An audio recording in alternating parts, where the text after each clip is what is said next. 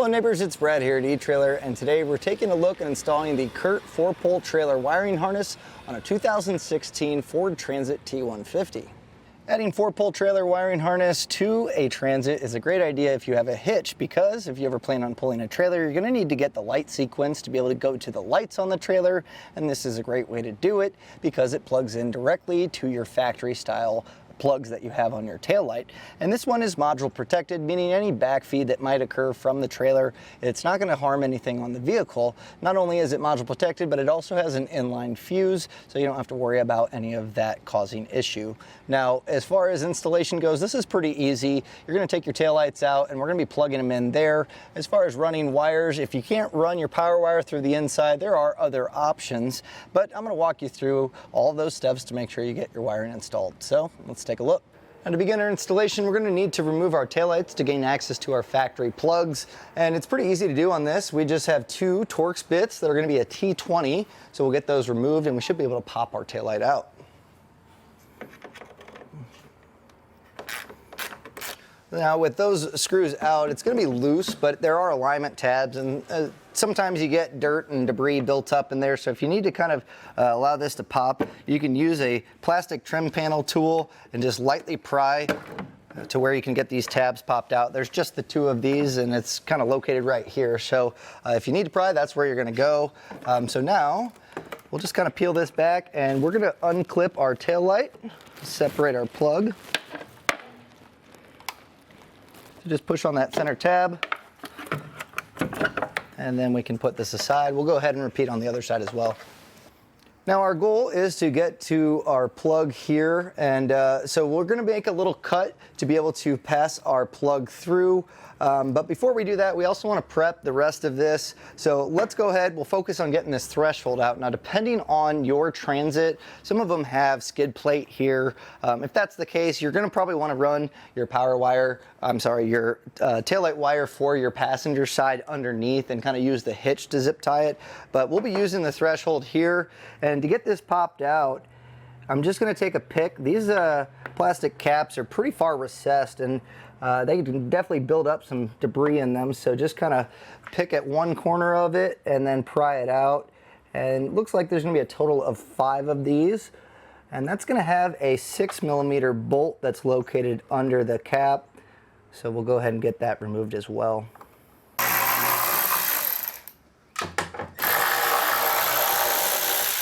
Now we'll take our threshold, we can set this aside.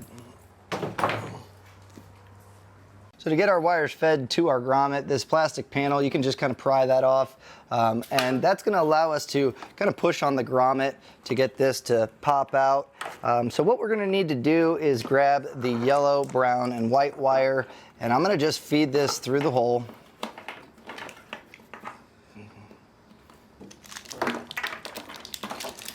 And then when we have this passed through, I'm just going to make a small slit for now, and that's going to allow us to get our wires passed through, so that way you don't have to cut a big hole to pass the plug through.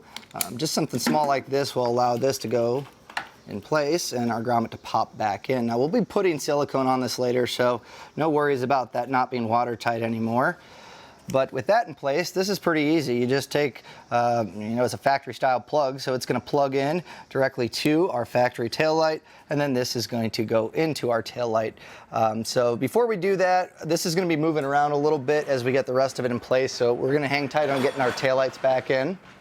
Now, also depending on your configuration, if you have a bunch of shelves in here because it's a work Transit, then you may want to run the power wire down and up towards the battery. Now, the battery is underneath the seat, so you can tap into that, or there is the jumper post that's inside of the engine bay, so it's kind of up to you. What I'm going to do is take our power wire and run it inside here. We have a nice clean path to the battery. So again, depending on your application, you may be doing this differently, but what I'm going to do is attach our power wire now, and if you're running it up to the front underneath the vehicle, there is a pocket down below. You can remove that panel. It's going to be where we pass our 4-pole down, so I'll show you that a little bit later. But what I'm going to do is take my wire, the black wire off of our module, and just kind of pass this over and make this connection here. Now I'll be using a butt connector that's not included in the kit. This is a heat shrink butt connector, and really I prefer these over the standard style, especially in areas where there's a potential for water. Not that I think any water will get in here, but again, it's not a bad thing to use. So if you are passing it below the vehicle, I do recommend picking some of those up. And we'll just make this connection. So we'll strip back this end just a bit. We'll crimp this down.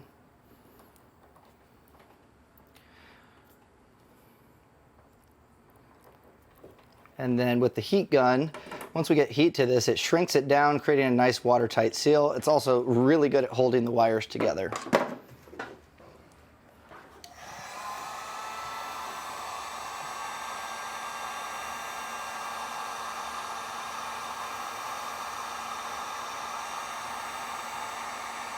So now with our self tapper, I'm just gonna get this drilled in.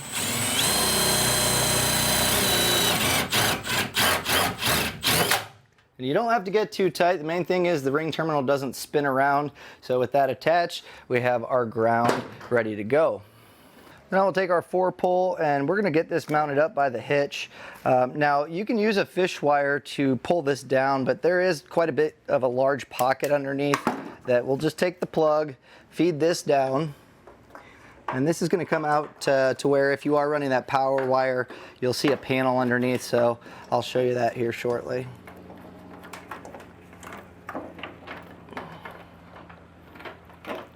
Now sometimes there is a panel here. If that's the case, pull yours out and then you can pull your 4-pole down. And at this point, we're going to go ahead and just route this towards our hitch. So we can kind of just tuck this up here and zip tie it up accordingly, but making sure that you have just enough slack to where you can hook up to your trailer, but it's also not going to be dragging around. And the dust cap for the 4-pole, you can loop onto the safety chain loop. You can also pick up brackets here at eTrailer if you want a nice, clean, solid mount. And also you can put a little bit of a wire loom on here if you want to give it a little cleaner look. But for now, we'll just get our 4-pole in place and get this zip tied up. So now we need to get our green wire passed over to the passenger side to plug that in. Now, things that I found from previous installs, if you're going underneath, it might be pretty tight as far as wiring. In fact, you may not be able to reach that plug. But since we have our threshold up and we're going to pass it this way, what I'll do is pass up an airline tube or some sort of fish wire, basically to pull our wires through. So I'm going to just feed this up and grab it while we pass it up.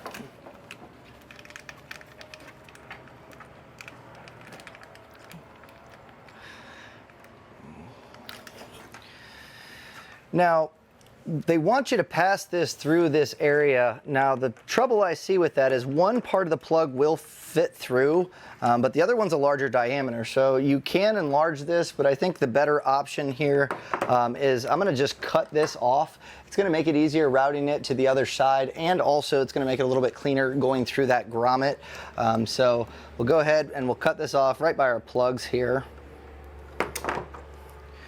And then I'm gonna just tape this wire to our pull wire.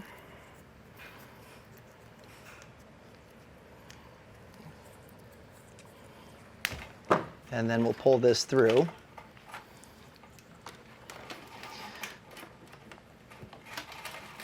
Get all that slack. And at this point, you can take your module and we're going to feed this into the pocket that we have just to get all that slack. And then route this along where the threshold was.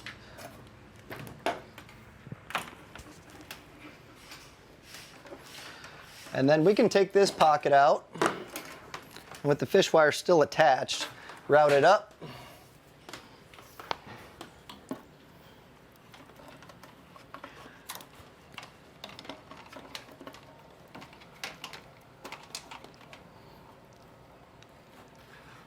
And then we can take our grommet, pop this out, and we can route it out here, so we'll have our wire ready to go. So now I'll just poke a hole through our grommet with a pick, and then we'll just feed our electrical wire through that, so it'll be nice and clean looking.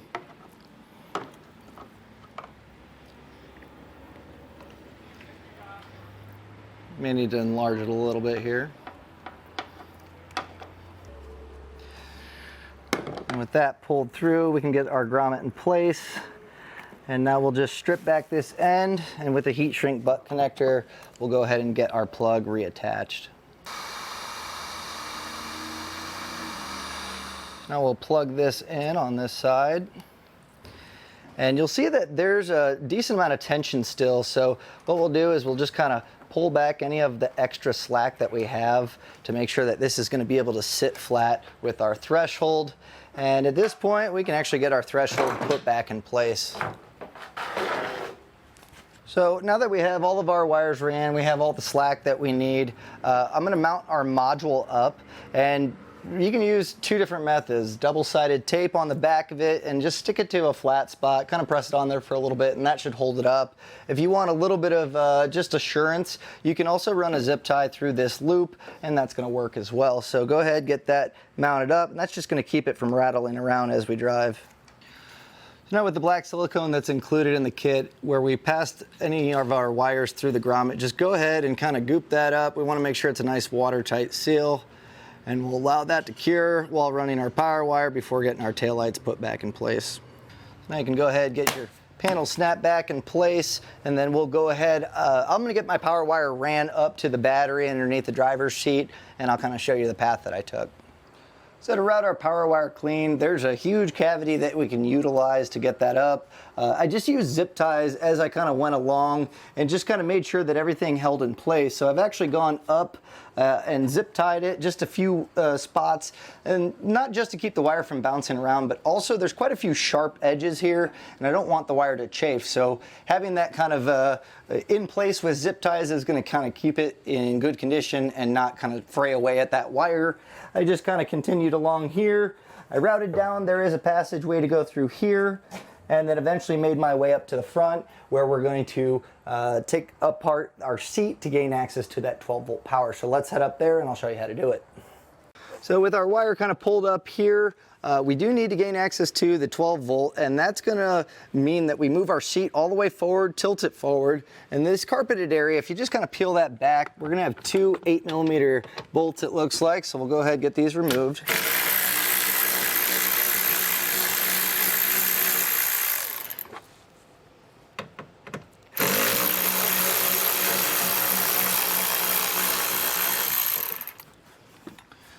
At this point, we should be able to kind of take this bracket, it's kind of looped on that electrical there, and that's going to just pull back, and then from here, the plastic panel, we can just kind of pop this up and slide it out.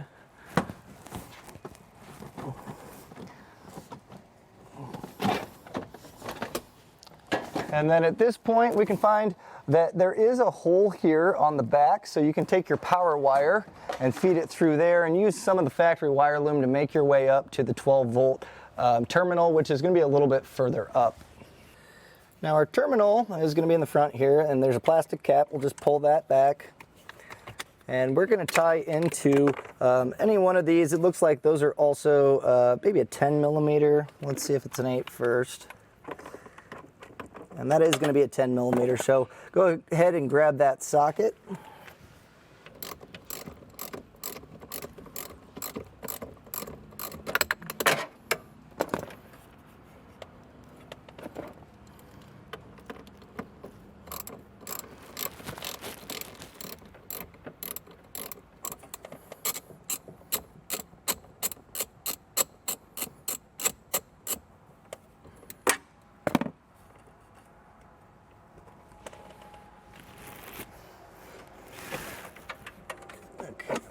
Now we obviously have quite a bit of extra power wire here, so I'm going to go ahead and cut off the extra slack that we don't need and strip this back so we can get our fuse holder attached. Now, very important, do not have your fuse in the fuse holder as you're making this connection and attaching to the battery. Wait till everything is actually attached, and that way we don't have power going through this as we're making our connection.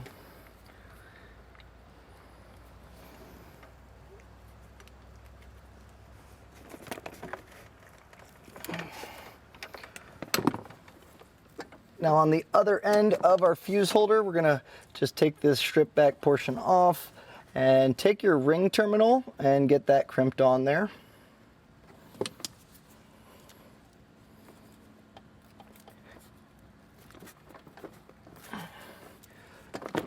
double check your connections, make sure they don't come out easy like we had here. So if that's the case, go back and re-crimp it down. So now we'll just take our ring terminal and put that on the positive post that we had here and just get that tightened down. Now make sure that it kind of sits as flat as possible as you're tightening it so it has a good contact.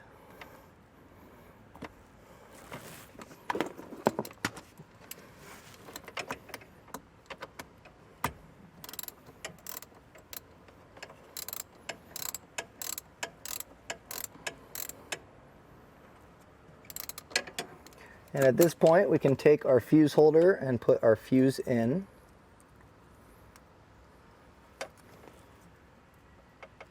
And then we'll cap that up. And get everything nice and tidy in here before putting our cover and our panel put back in. So now we have everything hooked up. We just need to get our taillights put back in and screwed back into place. And then we need to test to make sure that our wire is working.